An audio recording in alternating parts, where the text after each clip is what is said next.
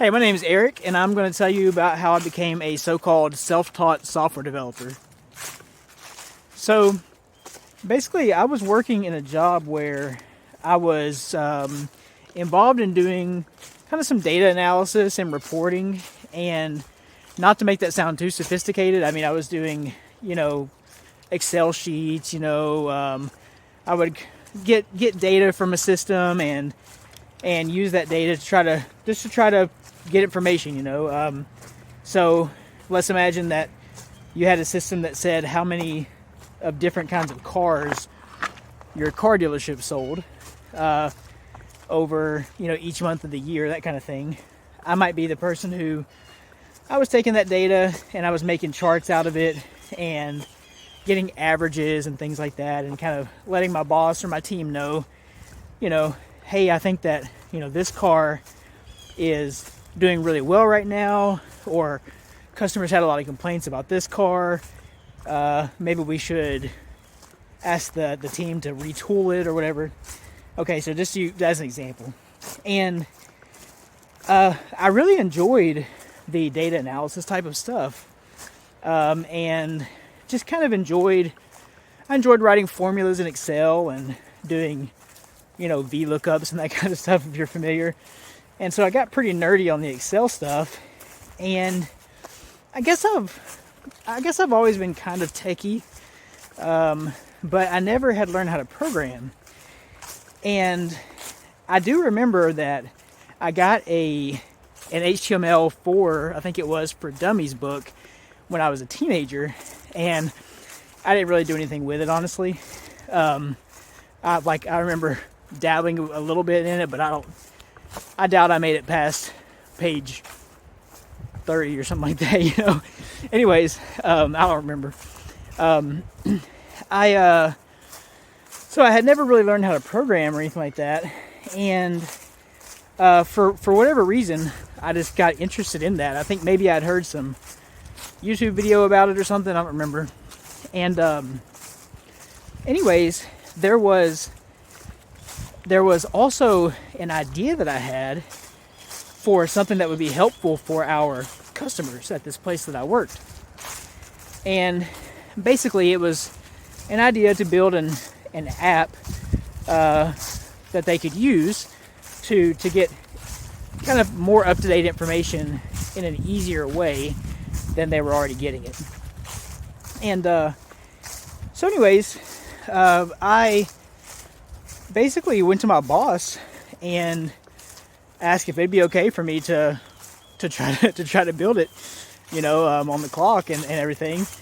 And he was fine with that. He's very supportive.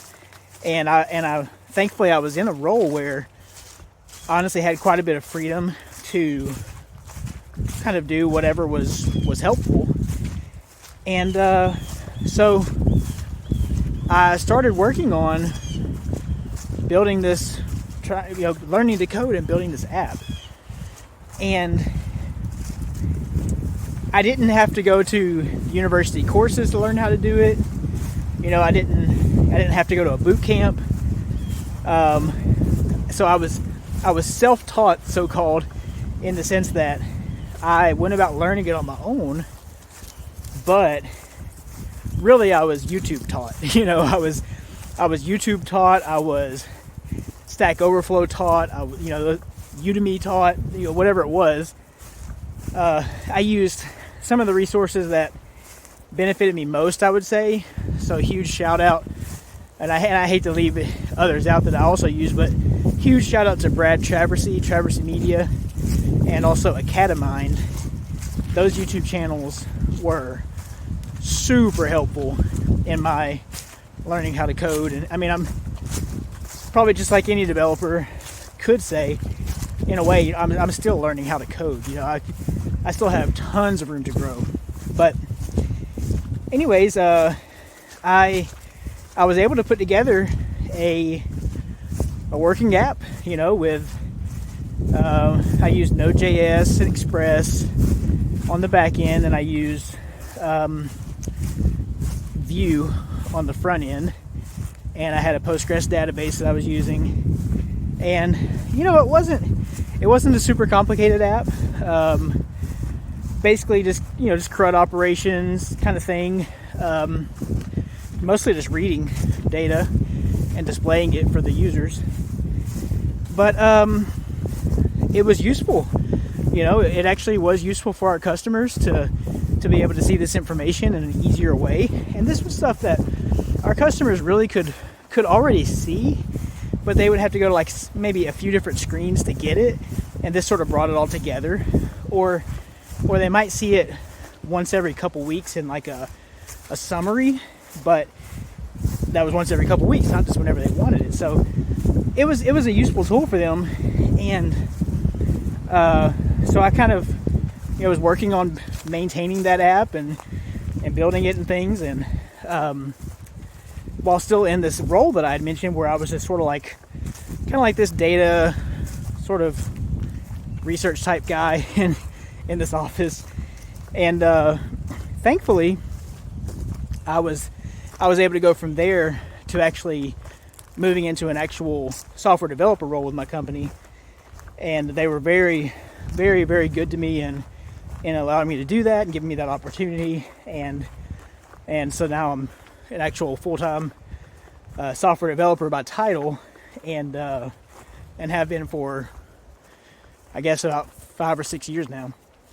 And that product that I worked on is still in use, and now it's owned by the IT team instead of just being kind of this random side project sort of from this other area. And so anyways, I would just encourage you that if you're interested in becoming a software developer and you didn't go to college, or maybe you're younger, you're not planning to go to college, things like that, it is totally possible to learn as a so-called self-taught developer. And again, I say so-called because you don't have to teach yourself from scratch. You can teach yourself using amazing tutorials, tons of free materials out there. Also, of course, there are paid materials, and I have used paid materials in addition to free materials. I would recommend just starting with some free stuff, but you can totally do it. And it's really just a matter of finding good resources and sticking to it over a long period of time. It took me a good bit of time to be able to follow these tutorials and know, like, what in the world are they talking about? Because a lot of times in tutorials, people would use language and phrases and things as though they thought I already knew how to code. You know what I mean? Like, if we're talking about how to build a website, if that's my search, and next thing you know, we're talking about client server and I don't know, even like request object, response object. Like, those are fairly basic concepts, but if you've never understood what those are and things, then it's just a foreign idea. So you got to kind of explain, the client is this and the server is that and so on. Anyways, I won't try to get into that here, but you'll probably be in over your head at first. I certainly was. A lot of it was going over my head, but I stuck with it. I continued to learn. If you hear of a concept that you don't know what it is at first, you'll probably find out sooner or later what it is, or you can just go ask ChatGPT now, So in the context of software development, what is a client? What is a server? What are the request response objects? So on and so forth. And then of course way more, advanced stuff than that. But just stick with it. One of the most important, actually I would say the most important piece of advice that I could give you, and I heard this from Uncle Steph, a YouTuber, Stefan Mischuk, I think is his name.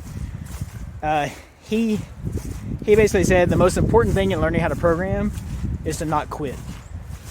I 100% agree with that. 100%. The most important thing is just to not quit, because you will almost certainly have, I did have a time where I was kind of thinking like, I don't know if I want to do this, man. Like, when you spend several hours of your day just dealing with some bug that you can't figure out what in the world is going on, how to fix it, you're just lost. It can be kind of demoralizing, you know. But if you really want to do it, you stick with it. There is an answer. That's one great thing about programming. It is a pretty finite thing to where, like, there is an answer. Somebody, if your program's not working, you may not be able to figure it out initially, but somebody probably can. And you can, if you do enough Google searching, enough ChatGPT asking, etc., you'll probably get to the answer eventually. But it can take some time. It can be frustrating. So yeah, number one rule: don't quit. Find good resources. Stick with them over time. Don't quit. And if you can find a project like I was, thankfully I was fortunate to have. If you can find a project like that, hey, I want to build this thing, that's super helpful. So you're not just learning coding in the abstract, but you're learning it for a specific purpose and you're doing something with it, you're applying it. I think that's super helpful. And then also for me, that was very helpful in me ultimately having a job as a software developer, because it showed that I could actually build stuff and so on. So that's I think that's kind of the idea of being an entrepreneur. I've heard a lot about entrepreneurship and also a little bit about intrapreneurship, and that's kind of what that was. In hindsight, I guess, is sort of being an entrepreneur, coming up with this new thing. And anyways, it was a great blessing, honestly, to me. I thank God for it. And so I just encourage you, if you want to do it, give it a try. Find good resources, stick to it, don't quit. You can be so-called self-taught like me, but by all means, I do not take credit for what I know. I am not self-taught in the sense that I didn't learn what little I know. I'm still way below a lot of other programmers, of course. But what I do know, I can't take credit for it. I learned it from others, and you can do the same. You just have to maybe be self-directed and self-motivated, things like that. But thankfully, there's a lot of information out there that we can learn from without having to figure it out just for ourselves. So I hope that's helpful. Let me know in the comments if you have any questions, and I wish you the best. Thanks.